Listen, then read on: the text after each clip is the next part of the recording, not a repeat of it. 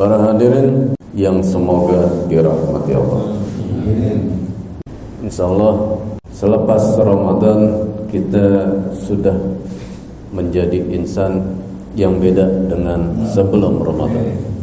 Karena puasa secara umum la'allakum tattaqun, agar kalian bertakwa. Apa bertakwa? Imtithalul awamir wajtinabun nawahi wastidadul liyaumir rahim. Bertakwa artinya kita mau ngerjain perintah, kita ngejauhin larangan, dan kita nyiapin diri pada datangnya hari kematian. Ramadan ngajarin kita buat membina diri, meningkatkan kualitas takwa. Dengan apa? Di antaranya Ramadan memotivasi kita untuk meningkatkan kualitas takwa dengan menghadirkan di situ 3 rahasia. Karena ada 3 rahasia, maka kita semangat banget di Ramadan. Apa rahasia pertama? Rahasia pertama Lailatul Qadar khairum min alfi syahr. Lailatul Qadar lebih baik dari 1000 bulan. 1000 bulan yang di situ tidak ada Lailatul Qadar. Jadi kapan tuh? Pendapat yang paling umum bahwa Lailatul Qadar itu adanya di bulan Ramadan. Maka 1000 bulan selain bulan Ramadan. Kita ngaji di malam Lailatul Qadar samanya kita ngaji lebih dari 83 tahun. Emang umur kita ada yang sampai 83? Pernah nggak ngaji 83 tahun gak berhenti? Nggak mungkin kan? Tapi kita dapetin Lailatul Qadar, kita ngaji itu malam sama nilainya kita ngaji 83 tahun lebih kagak berhenti. Siapa yang sanggup? Kenapa turun Lailatul Qadar? Karena dulu ada mujahid dari kalangan Bani Israel 1000 bulan dia berjuang saban hari, dia berjihad untuk membela agama Allah. Siang berjihad, malam dia sholat ibadah. Begitu terus kagak putus 1000 bulan. Agung para sahabat, tuh kagak sanggup gitu. Udah jiper kalau kita bilang udah jiper duluan, ya kagak kelas dah kita. Turunlah inna anzalnahu fi lailatul qadar. Dengan turunnya itu girang para sahabat. Kita juga girang. Kan enak. Dapetin satu malam itu, taruhlah kita ngaji lebih dari 1000 bulan, belum kita sholat, belum kita sedekah, macam-macam ibadah kita. Cuman kapan tuh Lailatul Qadar? Oke, bulan Ramadan, tapi kapan jatuhnya? Nah, itu rahasia Allah.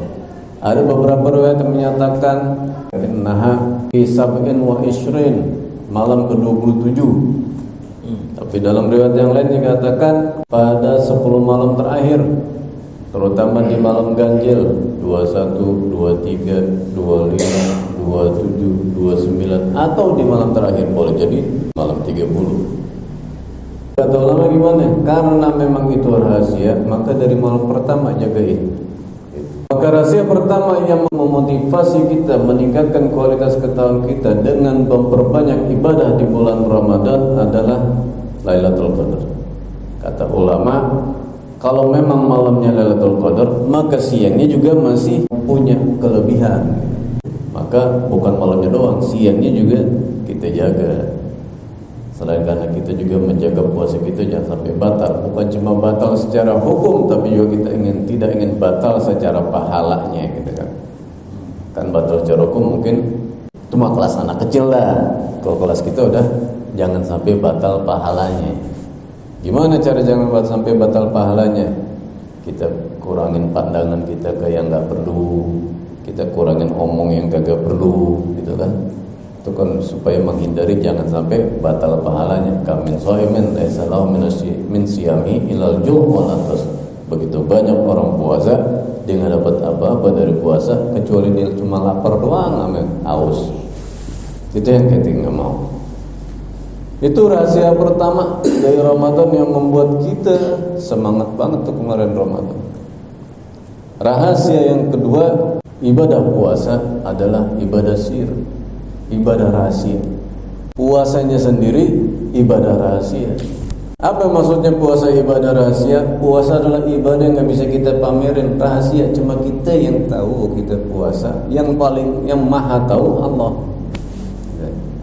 Orang lain gak bakal tahu, meskipun kita pamerin. Gimana cara pamerin kita puasa? Kalau sholat kita bisa pamerin, Allahu Akbar. Sholat, orang tahu dia lagi sholat. Padahal kita pura-pura sholat. Bisa kan? Sholat bisa. Zakat, sedekah bisa kita pamerin. Habis transfer, putih rekeningnya kita masukin ke status kita. Udah sedekah nih, gitu. Kita tuliskan di status WA, di Facebook, di mana Twitter kita tulis. Saya udah sedekah nih buat musola at-taqwa 155.000. Bisa pamerin, bisa. Pergi haji bisa pamerin. Kan banyak orang. Kan belakangan tuh ada yang ribut tuh, katanya Imam Masjid Nabawi ya, yang bilang orang Indonesia apa?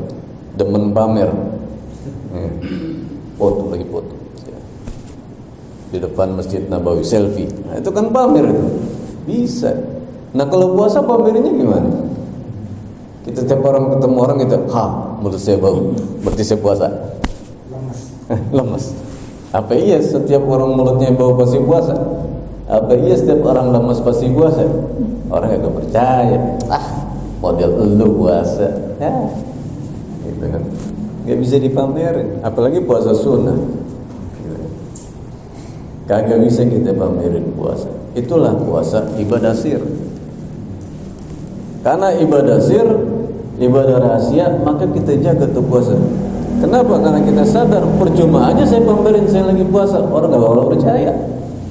Yang tahu cuma Allah, maka kita puasa ikhlas karena Allah. Itu latihannya kan.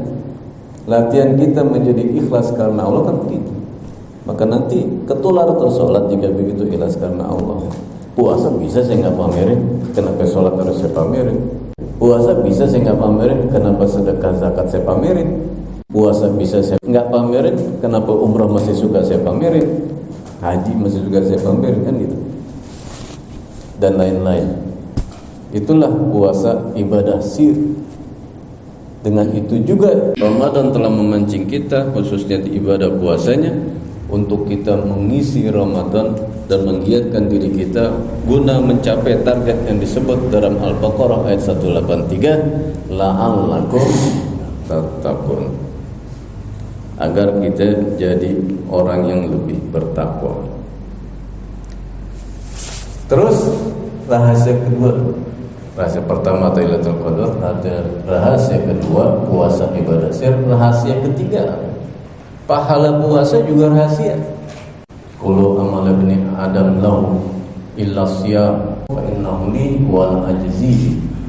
Setiap amal keturunan Adam, yaitu manusia, adalah untuknya kecuali puasa.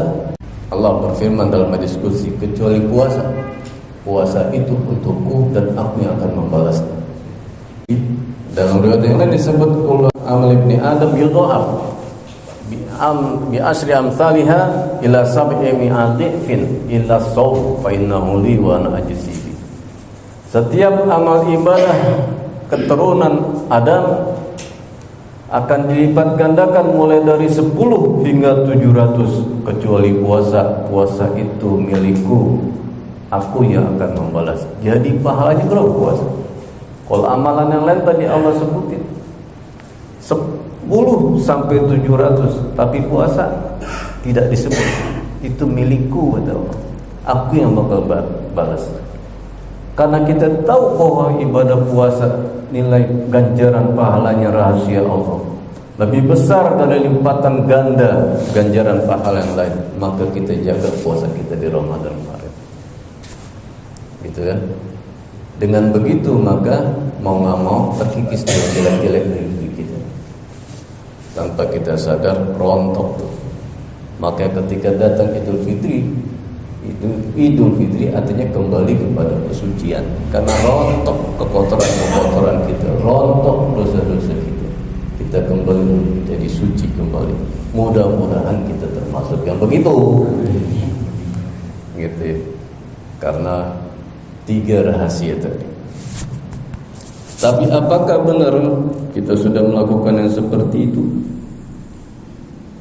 Kita coba refleksi sedikit.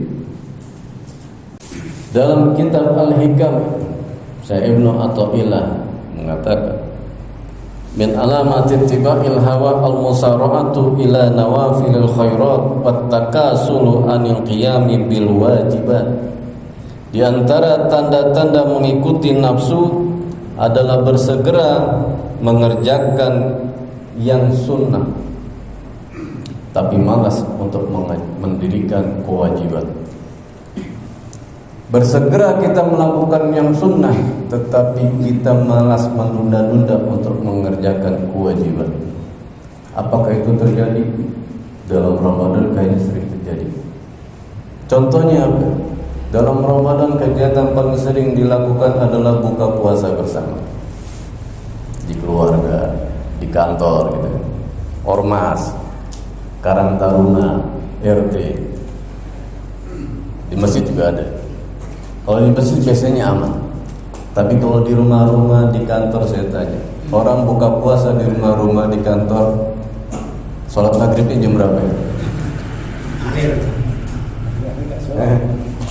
Terawih kagak? Kalau di masjid aman, buka puasa di masjid aman, masih kagak sholat di masjid. Yang di rumah, yang di kantor, acaranya di restoran, di taman, gitu kan? Di gedung, sewa aula. Ya, pada sholat maghrib. Sholat maghrib mungkin masih oke dah. Terawih kan ya? Rata-rata kagak terawih. Semangat gitu. Kenapa? Buka puasa bersama, membangun silaturahim, sedekah, kayak gitu kan? Segala macam. Mana lebih wajib sama sholat? Yang wajib yang mana? Nah, sholat. Gara-gara kita buka bersama, kagak terawih, hilang terawih. Itu dia. Ya, budaya kita banyak. Nah, boleh, bisa nggak kita rombak? Bisa kudunya. Undangannya bukan buka bersama doang. Buka dan tarawih bersama. Wah, gitu. Apa ya, singkatannya apa? Buktaber. Buktaber gitu. Buka puasa dan tarawih bersama. Kudunya gitu kita bikin tuh di kantor di mana kita bikin buka puasa dan tarawih bersama. Sayang kan? Buka puasa dapat, tarawihnya nggak hilang. Tadi sekedar refleksi aja supaya Ramadan lewat, jangan kita juga turun lagi semangat kita. Jangan Ramadan selesai kitanya kembalilah lagi gitu. Maka Ramadan dan mendidik kita supaya meningkatkan kualitas keimanan, kualitas ketakwaan, kualitas semangat ibadah kita. Rapi Ramadan kita berantakin lagi. Kalau dalam ayat disebut wala takunu kallati naqadat ghaslaha min ba'di quwwatin angkata, jangan seperti wanita yang sudah selesai menganyam, rapi dia nganyam, dibubarin lagi itu anyaman, diberantakin lagi, kagak jadi manfaat kan. Harusnya nganyam udah jadi apa? Udah jadi tikar, udah jadi kipas, udah jadi bakul, udah rapi, diberantakin lagi. Jangan-jangan kita kayak gitu. Ramadan udah dapat, kita kembali menjadi fitri, kita berantakin lagi. Kita mulai dapat dari nol lagi. Ramadan besok, kalau kita dapat, kita sama-sama berdoa semoga Allah berikan lagi kita kesempatan dapatin lagi Ramadan berikutnya. Demikian, wallahul muwaffiq ila aqwamit thoriq, walafu minkum, wassalamualaikum warahmatullahi wabarakatuh.